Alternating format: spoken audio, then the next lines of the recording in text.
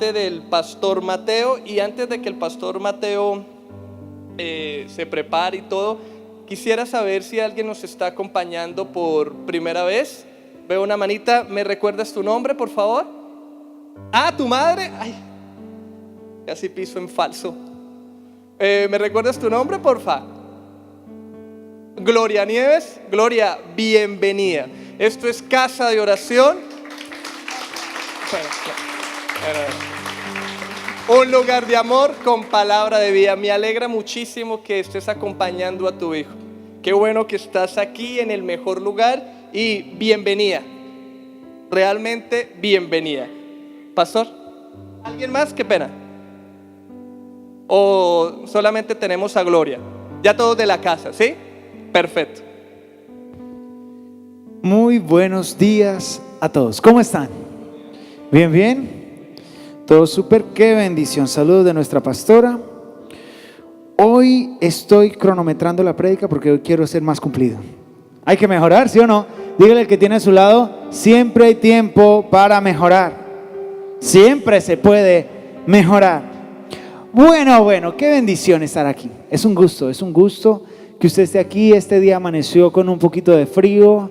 Luego empezó a hacer calorcito, pero ya estamos aquí y hoy venimos a aprender más acerca de la palabra de Dios. Este mes estamos hablando ¿de qué? ¿De qué estamos hablando? ¿Cuál es la serie? La voluntad de Dios. ¿Cuántos recuerdan cuál fue la prédica pasada?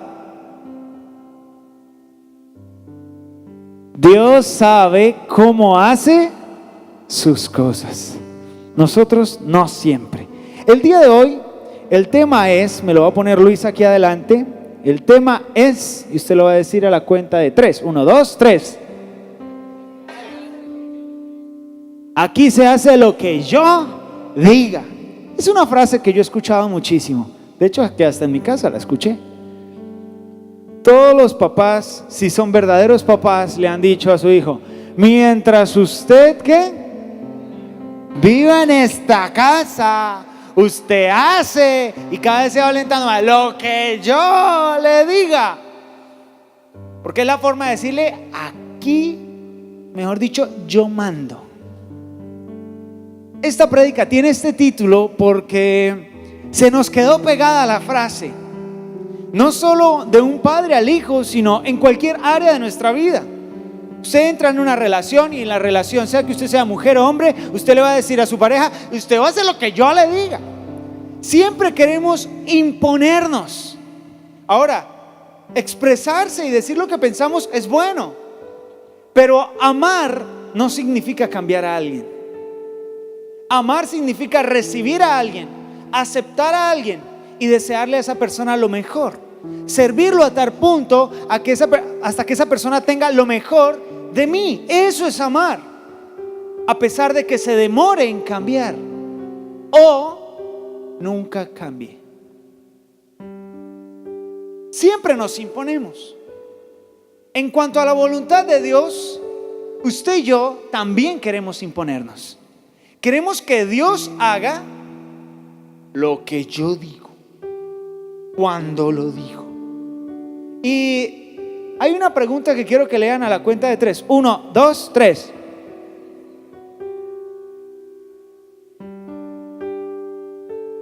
¿Y si no me gusta? ¿Y si no me gusta lo que Dios en su voluntad me propone? ¿Qué debo hacer si no me gusta? Existen 3 cosas con las que vas a tener que lidiar en toda tu vida. Y los que ya están un poquito más ancianitos, con las que lidiaron ya. Pero aún falta. Y van a seguir lidiando con 3 cosas. Se las voy a decir. Lo que me gustaría, lo que me toca y lo correcto. Son 3 cosas con las que usted va a lidiar toda su vida. En cualquier área de su vida usted va a tener algo que le gustaría, lo que le toca y lo que es correcto. Esas 3 usted se las va a encontrar en todo momento. No son lo mismo, obviamente, y no siempre nos llevan hacia la misma dirección y hacia el mismo camino. Pero cuando ponemos en balanza las tres opciones, lo que me gustaría, lo que me toca y lo correcto, y lo ponemos en la balanza, nos vamos a dar cuenta que solo una de ellas nos lleva a glorificar a Dios. ¿Cuáles son las tres cosas? Dígalo.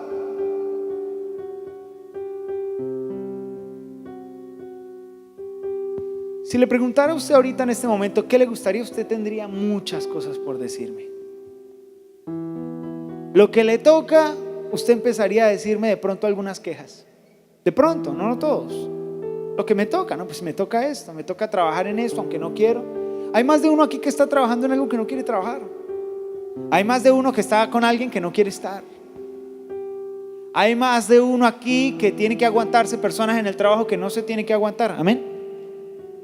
Claro. Hay más de uno que le toca hacer cosas en la casa que no le gusta hacer. Y no me refiero a los jóvenes. Muchos de los adultos que estamos en este lugar, hay cosas que nos toca porque no nos gustan. Pero todos aquí tienen cierta noción de lo que es correcto, ¿cierto?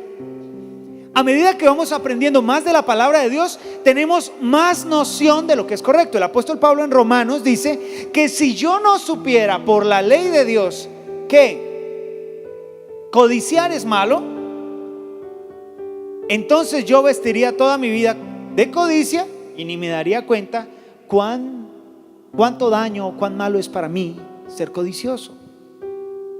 Codiciar no es querer algo. Los que se quieren casar no están codiciando una esposa. Los que se quieren comprar una casa no están codiciando una casa. La codicia es cuando usted quiere algo que no es para usted. La codicia es cuando usted no quiere una esposa, usted quiere la esposa de otro. La codicia es cuando usted no quiere un novio, una novia, sino el de otro o el de otra. El problema no es querer y soñar, el problema es cuando quiero lo que no me corresponde a mí.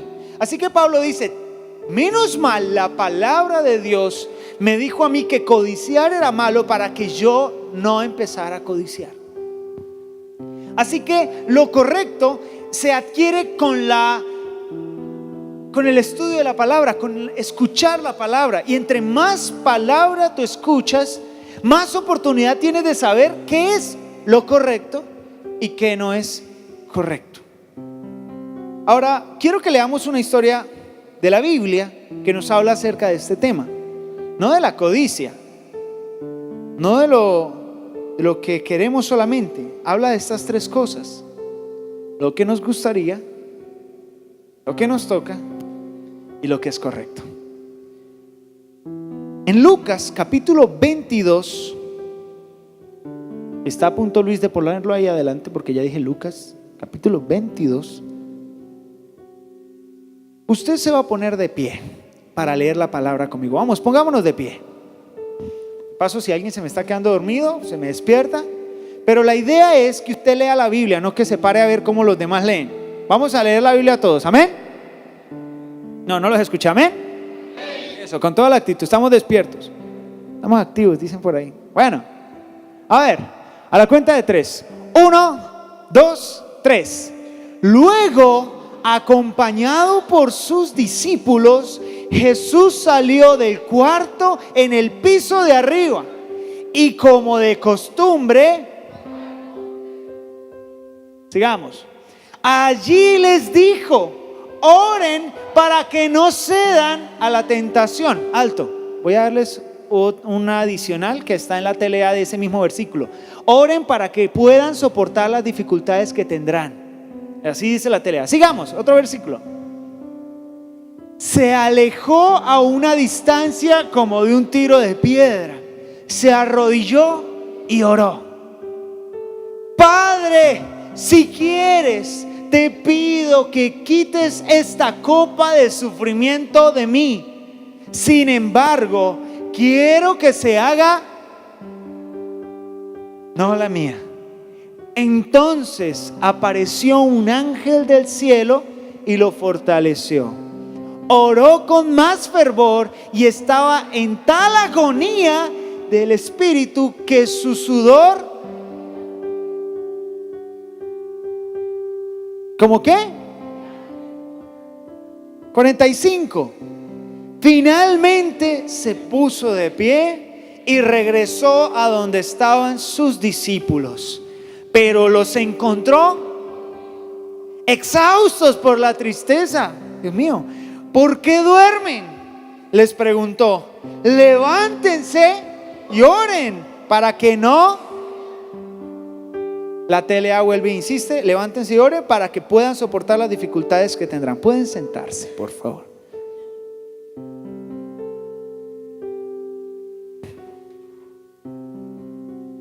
Bueno, tremenda palabra. Hoy quiero que usted se la disfrute. Dígale al que esté a su lado, disfrútela.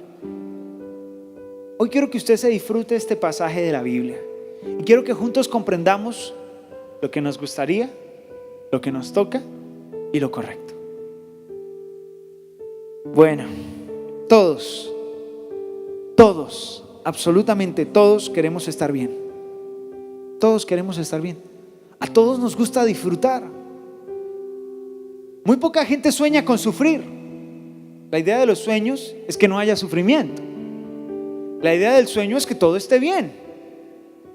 Todos queremos progresar. Desde el fondo de nuestro corazón late un profundo deseo de cumplir el propósito por el cual estamos aquí en la tierra. Queremos progresar, queremos sentirnos útiles. Muchos de nosotros estamos dispuestos a esforzarnos, a persistir. No importa si estoy un poquito cansado, voy a lucharla.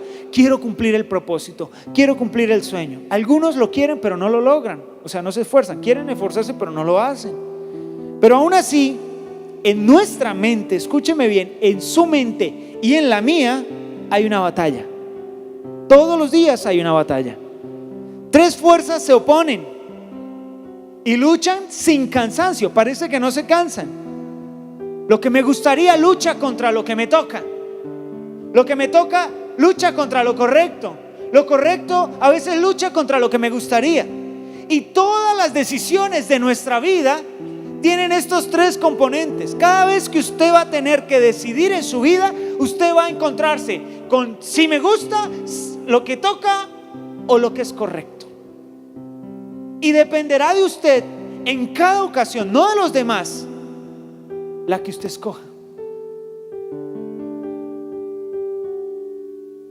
Es difícil de digerir para nuestra mente que el propósito de Dios tenga sufrimientos, ¿cierto? Si es de Dios, debería ser bueno, porque hay un versículo que dice que debería ser agradable, debería ser perfecto. Pero jamás usted se va a imaginar que en los planes buenos, agradables y perfectos de Dios, usted se pegue unas chilladas que, mejor dicho, ya no le quedan lágrimas. Usted no se va a imaginar que en los planes de Dios usted pegue un sufrimiento que usted diga: esto está insoportable. En ninguno de los planes de Dios usted se va a imaginar que un día va a tener que llorar sangre por la agonía que tiene, ¿cierto? O dígame quién está esperando. Amén. ¿Cuántos amenes? No. Porque lo que usted menos se imagina es que pueda salir algo bueno del sufrimiento. Lo que usted menos puede llegar a imaginarse es que del dolor Dios pueda volver a sacar, a renacer algo, a revivir. Es difícil pensar que el propósito de Dios contenga dificultades.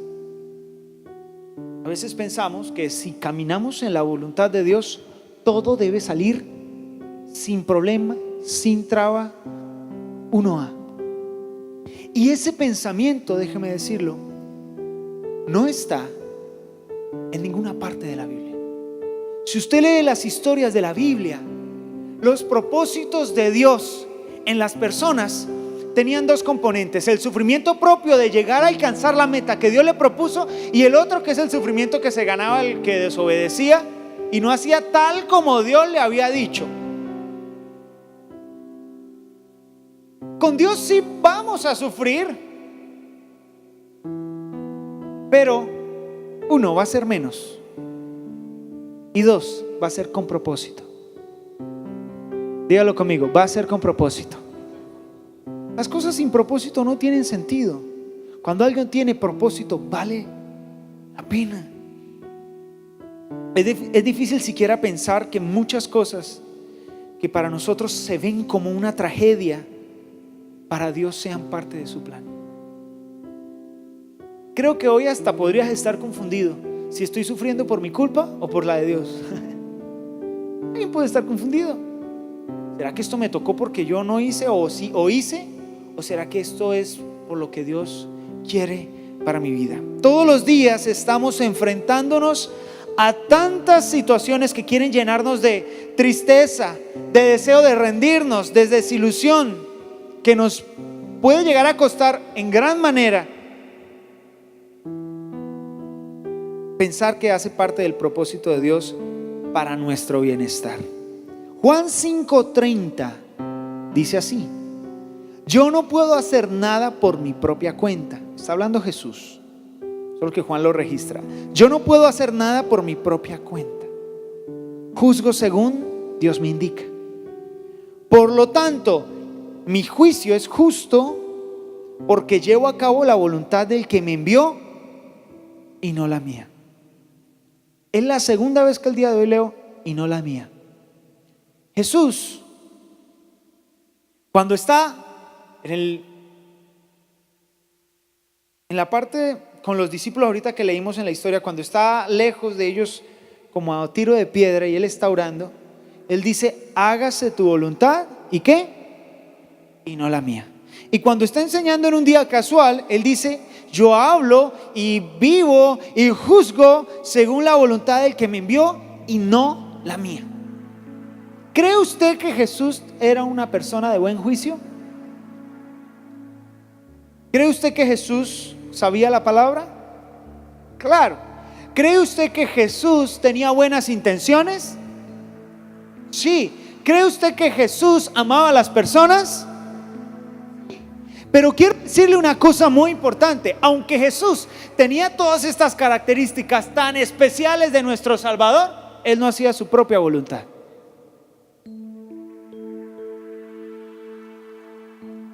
Voy a ponérselo en otras palabras. Aunque Él era bueno en todo,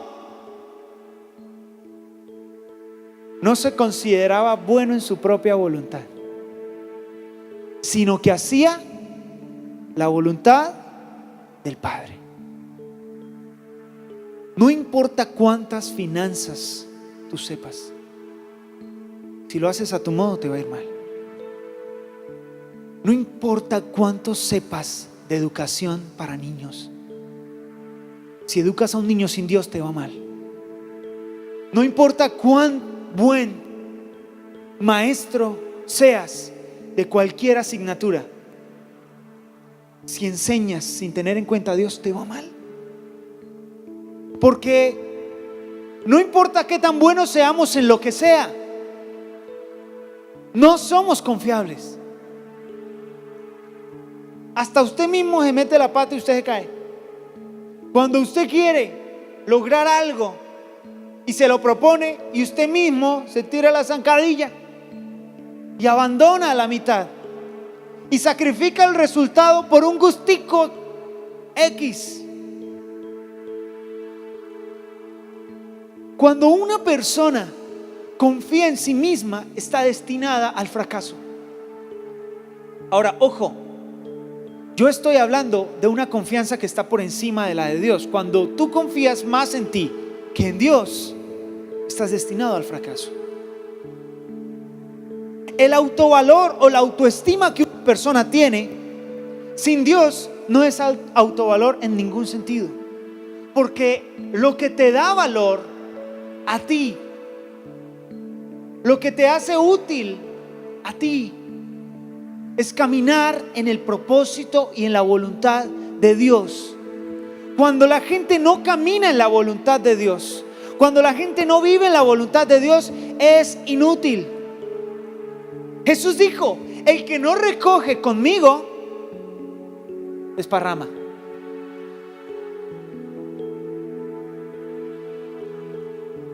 Jesús recogiendo, y el que no está con Él está haciendo reguero.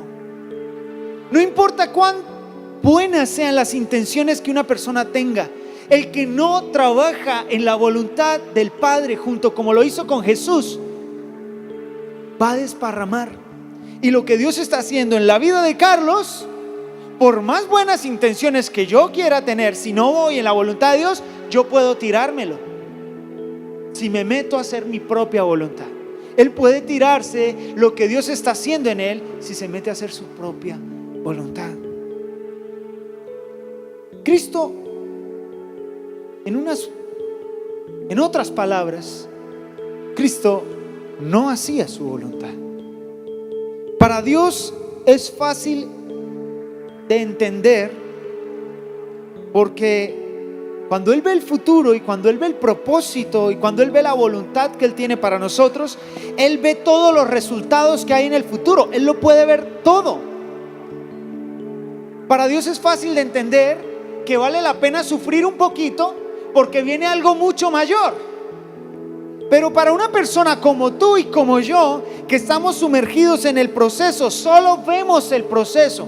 Aquí nadie ha visto el final, solo vemos el proceso. Esa es la razón por la cual a ti y a mí nos cuesta tanto. ¿Qué tan fácil es aguantar el sufrimiento cuando no he visto el final? Es tan fácil como te ha tocado en cada cosa de tu vida. Y es tan difícil como tú lo has vivido.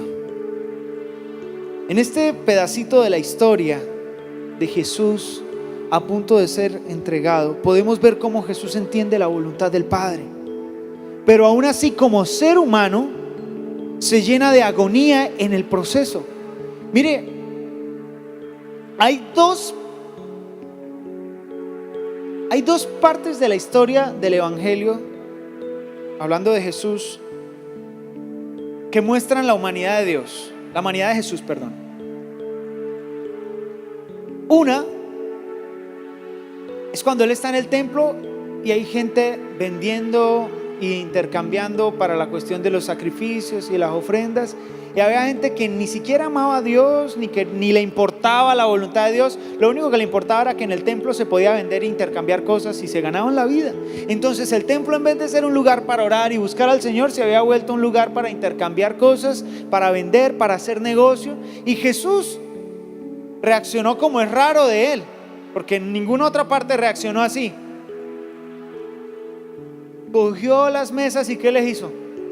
Las volcó. ¿Sí lo imagina levantándome? Imagínese a Jesús, el que predicaba acerca del amor, de no juzgar al prójimo, de toda la cuestión. Él sí tenía la autoridad, pero imagínenselo a él levantando las mesas y un poco de gente en el templo viendo cómo el man se estaba volviendo casi loco mientras... ¿Cómo se ve a alguien? A ver si de pronto usted me dice, no exagere con Jesús. ¿Cómo se ve a alguien volteando una mesa? ¿Cómo se ve? Muy concentrado, muy calmado. ¿Cómo se ve? Se ve como histérico. Dice, a ver, no era así. Les tumbó todo. O sea, se volvió un remolino ahí en ese lugar y él tumbó todo. ¿Cómo pudo? Yo no sé, yo creo que esto fue hasta un milagro, ¿sabe? Porque para que Jesús tenga la fuerza de tumbarle a todos todo, cuando toda la gente estaba ahí, tuvo que, eso se descontroló. Pero santamente. Y la segunda es cuando Él está arrodillado. Porque es normal que una persona en medio de una tormenta se pare y haga escándalo y demás. No, Jesús estaba dormido, ahí era más Dios que hombre. Pero cuando Jesús está arrodillado orando, mire, yo leí varias veces ese versículo y me quedé sorprendido. Jesús arrodillado orando, después de que dice, por nada estéis afanosos. Después de que ha predicado, confíen, pidan lo que necesitan al Padre y Él lo dará. Cuando llega la hora de Jesús, Él se arrodilla y hace lo que Él predica. Se arrodilla y le pide, por favor, te pido, si quieres. Imagínense, Jesús le está diciendo a su Padre, después de haberse portado bien en todo. No se ha equivocado ni una sola vez en su vida. Y se arrodilla para decirle al Padre: Padre, por favor, no quiero esto. Me cuesta, pasa de mí esta copa, va a estar difícil, me va a doler. Jesús ya lo podía ver, pero con una confianza, aún a pesar de la agonía que estaba viviendo, prefiere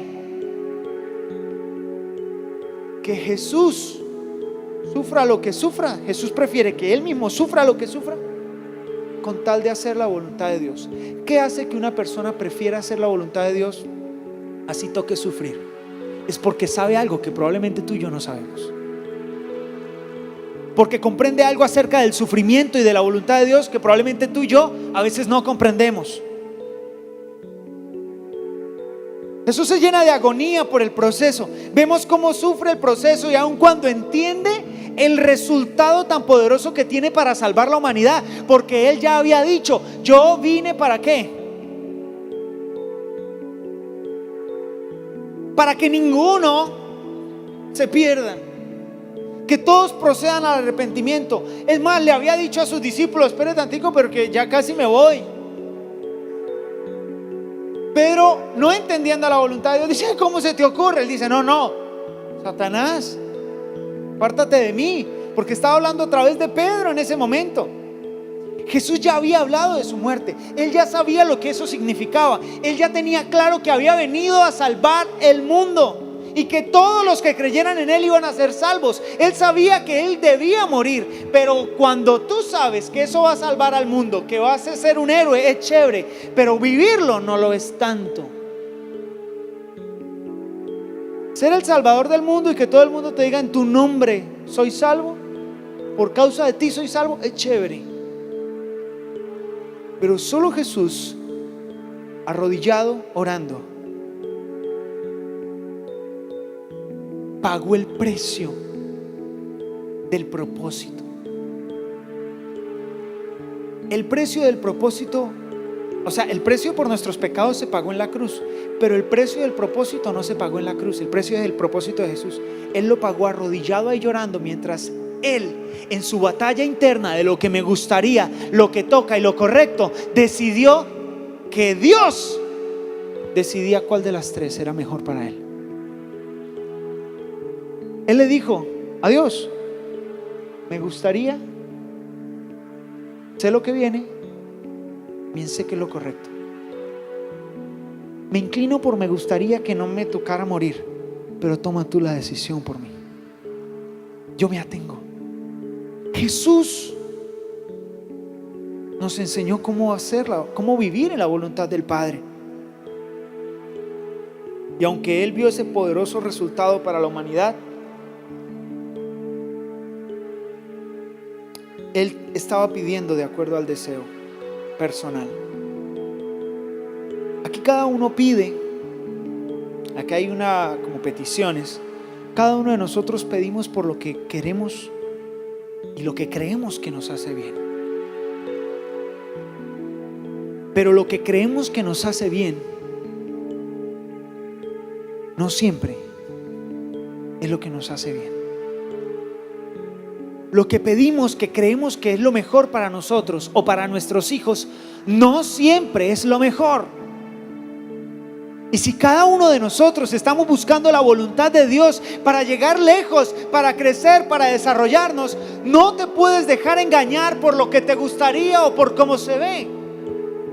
Tienes que, como buen hijo de Dios, acercarte a Él y decirle: decide tú por mí, ¿qué es lo mejor para mí?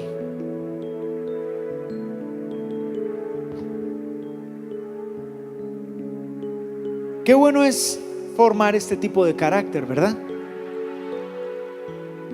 Un carácter que logra humillarse delante de Dios para que Él haga su voluntad sobre nuestra vida al costo que sea necesario. Le voy a explicar una cosa. La Biblia tiene muchas promesas. ¿Cuántos dicen amén? La Biblia tiene promesas. ¿Usted sabe qué es una promesa? Alguien que me colabore, tranquilos. ¿Ah? Prometer algo. ¿Qué es prometer algo? No, eso es recibir una promesa. ¿Qué es prometer algo?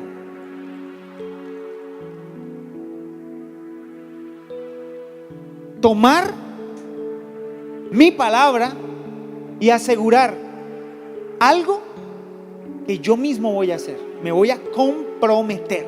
Me comprometo. Hago una promesa. Algo que voy a hacer. Si eso no habla de voluntad, yo no sé qué es eso. No se puede hacer un compromiso sin tener en cuenta la voluntad. Las promesas que están escritas en la Biblia están prometidas ahí, escritas para ti, porque esa es la voluntad de Dios para tu vida. Y Dios sabe qué es lo mejor para ti. Si tú realmente quieres que esas promesas que Dios te dio se cumplan, no solo debes recibir la promesa, debes estar de acuerdo con el costo que esa promesa traiga para tu vida, porque de lo contrario no puedes recibirla. Si yo le prometo a usted que le voy a invitar a almorzar a mi casa, ¿cuál es el costo de esa promesa? ¿Sabe? No, de parte suya. Coger el taxi, el carro, o vaya en moto o a pie. Y si yo le pido un aguacate, pues llévelo. No. Le voy a decir una cosa. Usted tiene que pagar un costo, y es caminar hacia lo que yo le prometo. Y en la voluntad de Dios, usted va a dejar a Dios obrar, hacer su voluntad en su vida, pero usted tiene que caminar en dirección a esa promesa. En esta historia vemos dos tipos de personas, porque leí una historia que tenía a varios personajes. ¿A quiénes? A Jesús, ¿y a quién? Y a los discípulos. ¿Qué leyeron? Varios personajes, Jesús y los discípulos.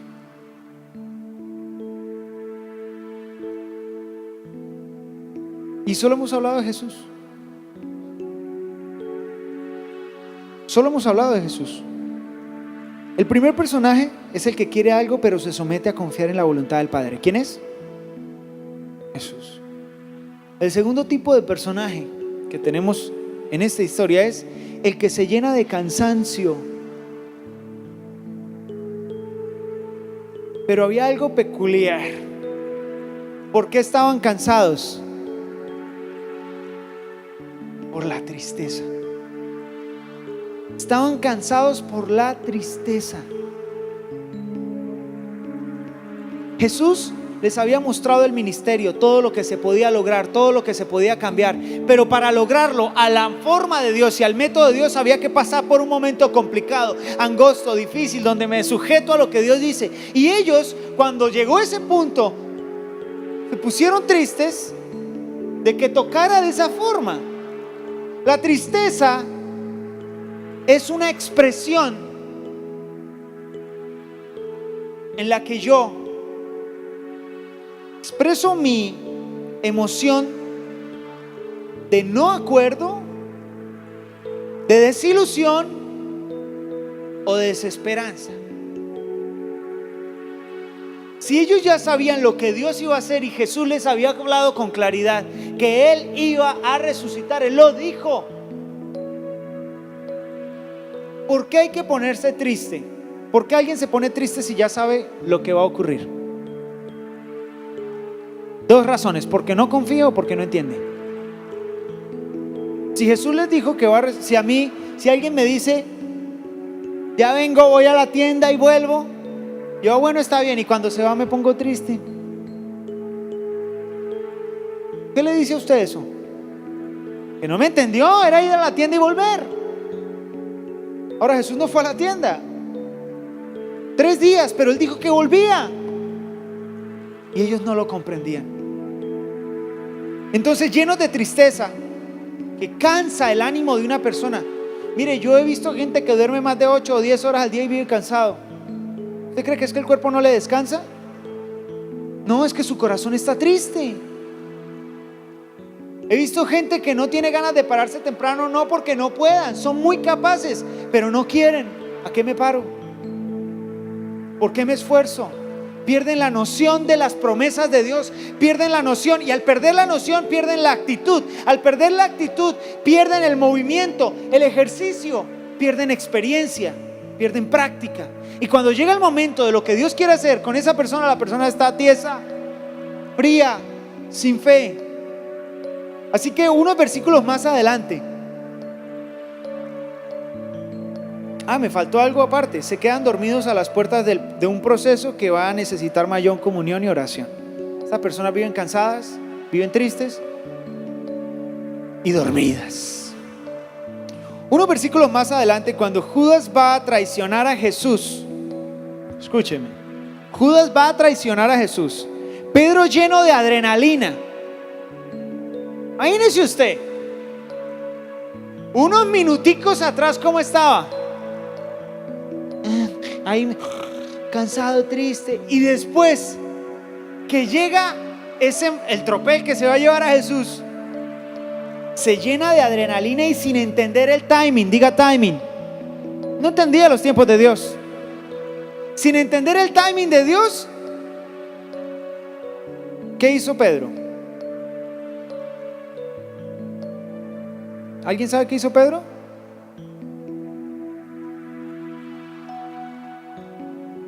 Dice, la sacó.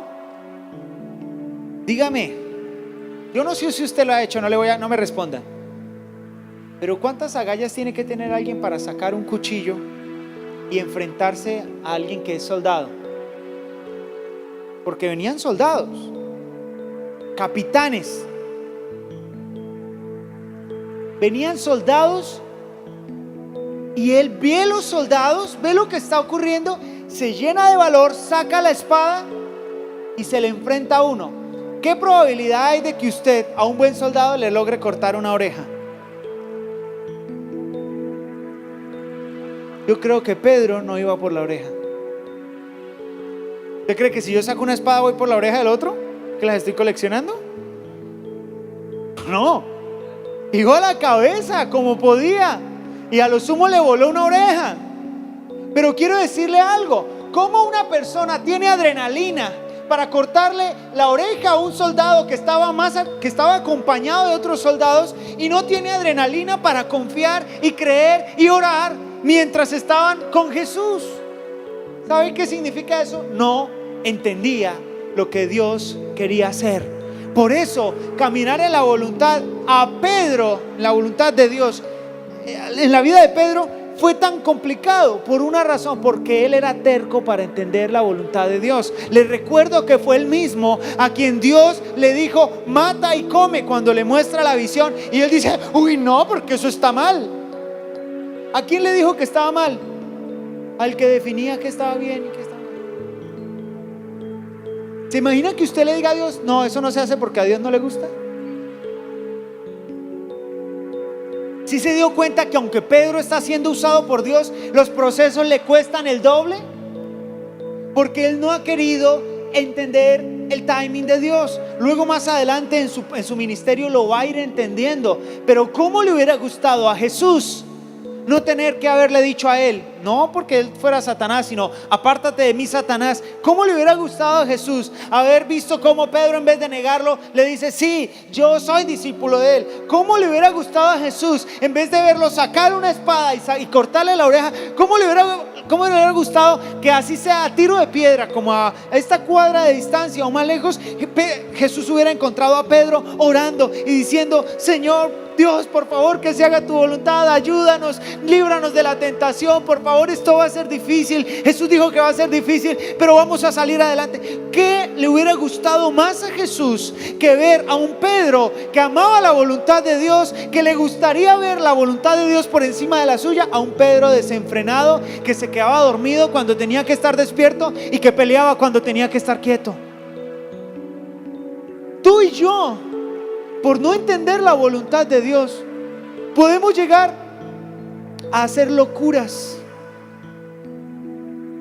que dañan nuestro matrimonio, locuras que dañan nuestras empresas, locuras que dañan nuestras amistades, nuestras relaciones, locuras que dañan hasta nuestro progreso. Voy en 9º semestre y se me ocurre la maravillosa idea de dejar hasta aquí porque me cansé. Padre, este es el momento de mirar a sus hijos. Es que me cansé, es que ya no es lo mío, es que ya no necesito la universidad. Es que eso para qué terminar, ni que le pagaran por el cartón. ¿Se ha visto cómo Batman le pega una cachetada a Robin? Cállate. Así somos de ilógicos. Así que Pedro no entendía el qué, el cómo y el cuándo de Dios.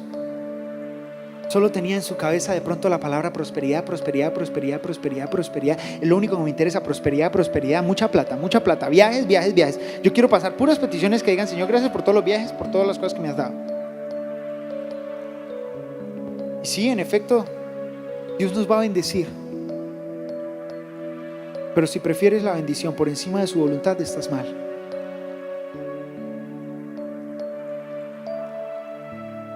Entonces, Pedro le corta la oreja a uno de los que viene a arrestar a Jesús. Venían a arrestar a Jesús y esa era la voluntad de Dios. Entonces, ¿a quién le estaba cortando Pedro la oreja?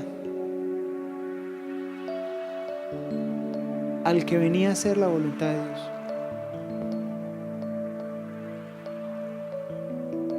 Y el que estaba con Jesús, que era un discípulo de esos cercanos y demás, ¿qué se encontraba haciendo? Yendo en contra de la voluntad de Dios. Mire, todo el tiempo con Jesús que se la pasó y se le opuso a la voluntad de Dios. No, el hecho de que alguien esté muy cerca de la iglesia, el hecho de que alguien esté en la tarima, en la música, en medios, el hecho de que alguien aparente saber mucha Biblia o se la pase hablando de Jesús, no significa que va a caminar de acuerdo a la voluntad de Dios. En ese pedacito de la historia, solo en ese, porque no puedo juzgarlo todo, solo en ese, el soldado hizo la voluntad de Dios y Pedro no. Soldado 1, Pedro 0.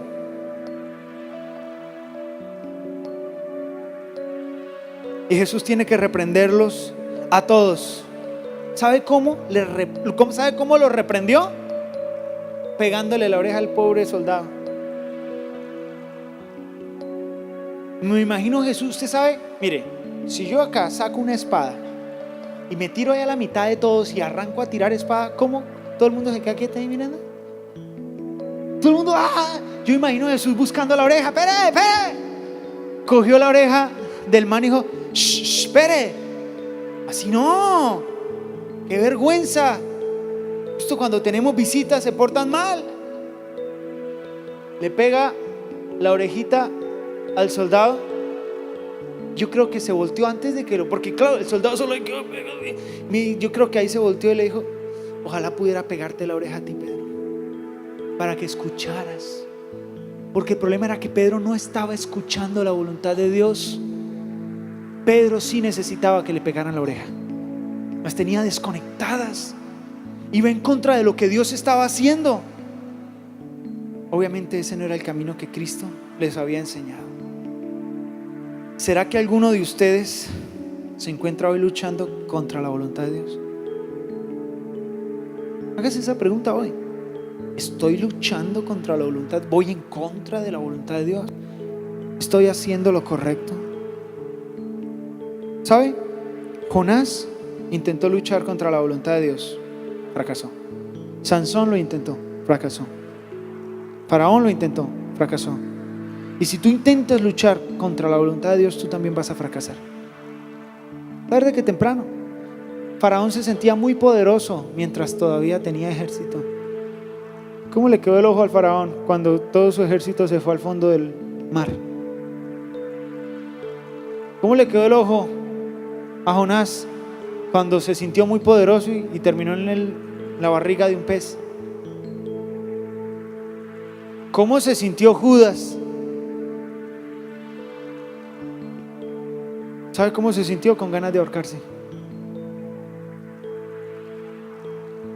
Mientras sigamos haciendo las cosas como yo digo y no como Él dice, vamos a sufrir en vano. En vano. Esa es la gran diferencia entre sufrir con propósito y sufrir en vano.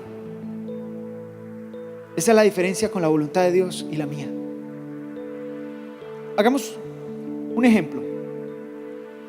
Una señora o una jovencita está embarazada y sufre al punto de sentirse medio enferma, y la sufre los 9 meses. Mejor dicho, ¿cuáles son los síntomas del embarazo de las que han estado embarazadas? Náuseas. ¿Cuál? Sueño, hambres descontroladas, ganas de pegarle a su esposo y todas esas cosas, mochonearlo. ¿Por qué me hizo esto? Algunas dicen,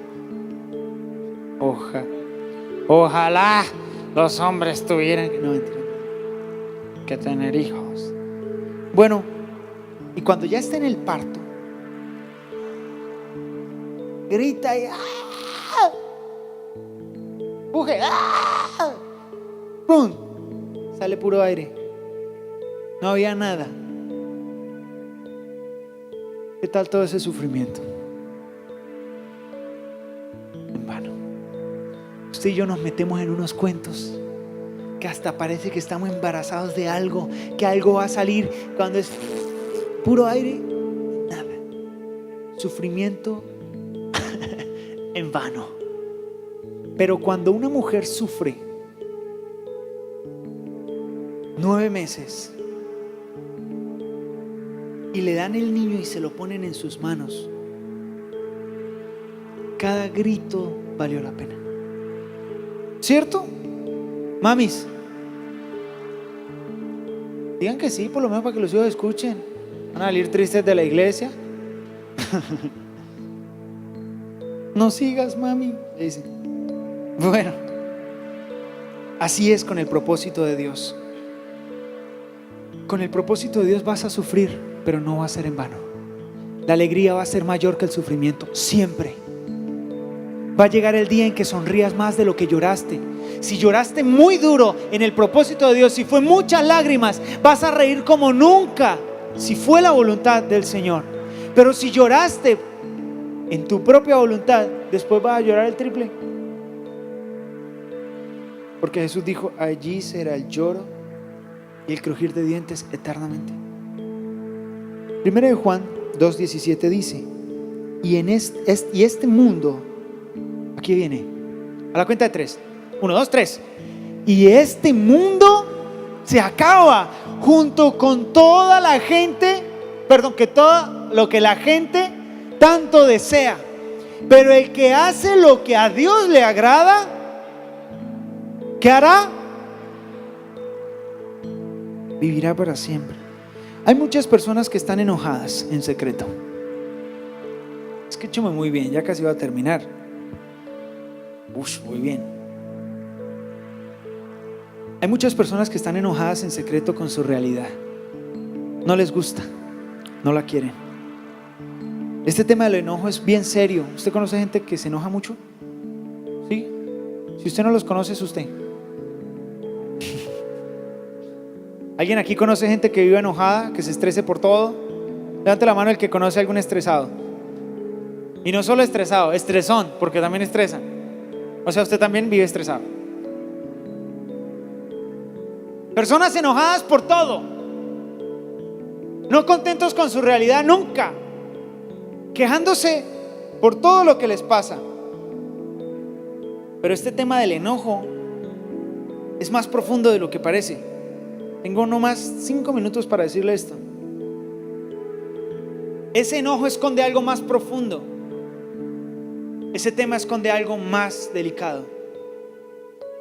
Porque muchas veces cuando alguien está enojado, no precisamente es enojo. Pura filosofía. Cuando alguien, no todas las veces que alguien está enojado, es realmente enojo, es verdadero enojo. Realmente lo que está pasando es que esa persona está asustada. Se sorprendería. Pasa más de lo que usted se imagina. Creo que más del 90% de los que se enojan realmente no es enojo, realmente es miedo. Algo les está ocasionando miedo, algo les está dando susto. Por eso la manera en la que lo expresa es con enojo. No precisamente lo expresan de la manera que es, la fuente, que es el miedo. ¿Alguien la agarró? ¿Ay, sí? Aquí viene otro. Muchas veces yo me digo a mí mismo, tengo que trabajar sobre mi temperamento. Tengo que trabajar sobre mi enojo. Tengo que trabajar sobre mi carácter. Tengo que trabajar sobre mi genio. No puedo estar respondiendo así, cuando realmente lo que yo tengo que trabajar es sobre mi confianza en Dios, no sobre mi temperamento. Cuando yo me enojo es porque empiezo a frustrarme, porque las cosas no pasan como yo quiero y es capricho. ¿Usted alguna vez ha visto a un niño llorar en un centro comercial o enfrente de alguna heladería porque quiere un helado y no se lo van a dar? Y todo el show que hace, a sus ojos, ¿cómo se ve? Yo sé lo que todo el mundo pensaría: si yo fuera su papá. Y me da vuelta la mano así mientras sigo pellizcando. Le enseño. ¿Sí? Cuando le lleguen sus hijos, vamos a ver si usted le enseña.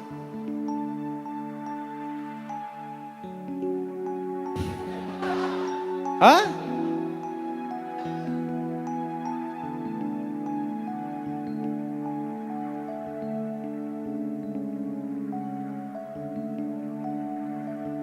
Mire, usted se ve así cuando Dios no hace lo que usted quiere. Usted se ve así de caprichoso. Pasa que usted no hace, usted solo se sale y hace su propia voluntad porque usted está grande. Usted no responde, usted responde como enojo, pero realmente lo que hay es miedo. Y ese miedo está ahí porque realmente usted no ha trabajado en su confianza en Dios, porque ese miedo no tiene fundamento. Las promesas de Dios sí lo tienen. Ese miedo es todo lo que usted se afana. Las promesas de Dios es todo lo que Él es capaz de hacer. Así que mientras usted siga enojado, mientras usted siga con ese miedo, usted no ha trabajado en su confianza en Dios. Y eso es fe, y sin fe es imposible que usted agrade a Dios. Es imposible. Así que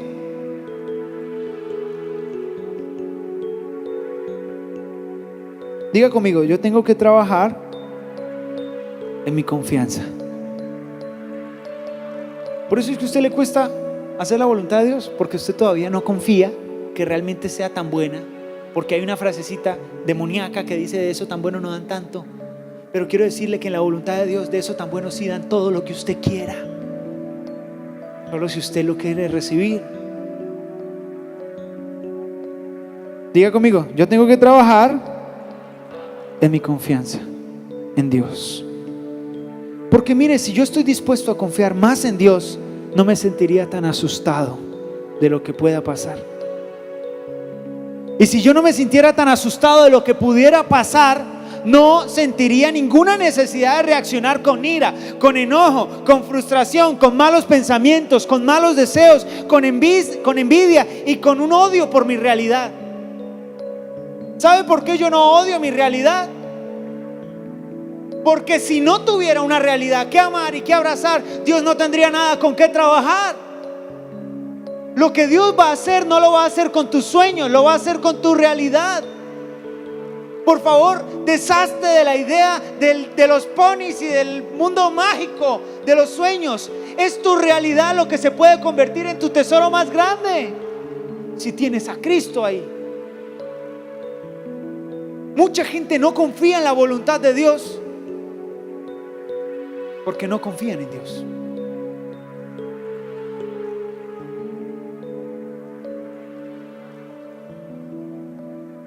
Muchos han gastado una cantidad enorme de años intentando curar los síntomas, cuando realmente no hemos descubierto lo que causa esos síntomas.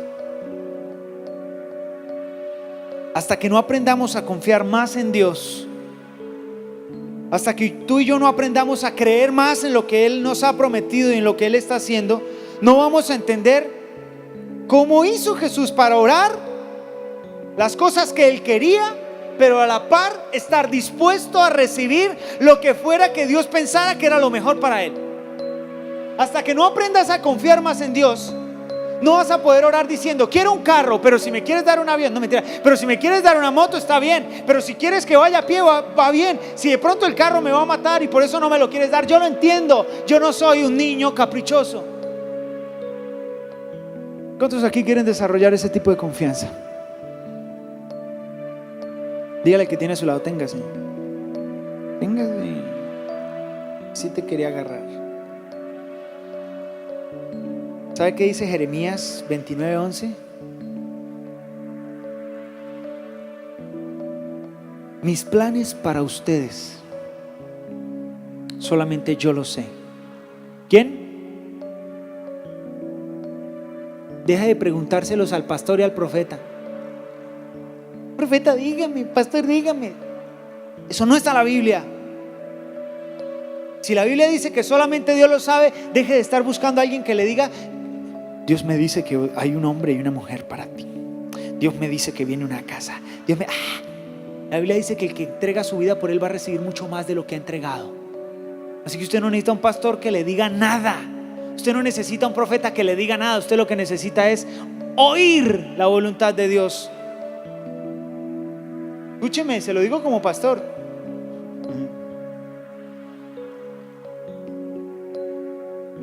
Mis planes para ustedes solamente yo los sé, y no son para su mal. Así incluyan una cruz, así incluyan sufrimiento, así incluyan insultos, así incluyan un poquito de dolor. Mis pensamientos para ti, el Señor dice, no contienen nada de mal, sino son para tu bien. Voy a darles un futuro lleno de bienestar.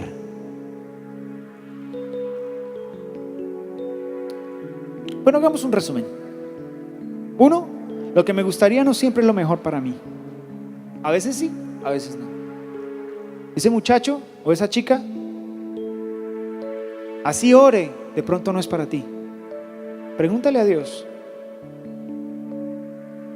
Ese viaje que quieres hacer, pregúntate si eres tú cortándole la oreja al soldado, o realmente es Dios dirigiendo tu camino. Dos, lo que me toca no debería producir en mi enojo. ¿No debería producir qué? Que realmente es miedo, que realmente es mi falta de confianza en Dios. Lo que me toca debería ser como un material en bruto, que yo lo puedo visionar así, en donde Dios puede hacer grandes cosas. Vuelvo y te lo digo, Dios no va a hacer nada con tus sueños, Dios va a hacer mucho con tu realidad. Ahí es donde tienes que trabajar. Deja de mirar películas de Disney. 3, lo correcto, lo que me hace bien, lo que me da bienestar, no siempre es una historia sin sufrimiento. Mire, yo no vine a traerle acá qué explicación de 1000 cosas. Si usted sale con esas 3 y las entiende y camina con cuidado, a usted le va a ir mucho mejor y esta prédica le habrá bendecido en gran manera. Ahora, ¿me puedes poner la prédica inicial? La prédica, el anuncio de la prédica de hoy, el título. Ayúdeme a responder esta pregunta, porque es que este es el final de la prédica. Y si no me gusta la voluntad de Dios, ¿qué debo hacer? Repita conmigo. Si la respuesta no es lo que yo quiero o lo que yo espero, puedo confiar que es mejor de lo que veo, me hará mejor de lo que espero. No voy a tener miedo, porque de ahora en adelante en mi vida no se hace lo que yo diga, se hace lo que Él diga. Póngase de pie, vamos a orar. ¿A cuánto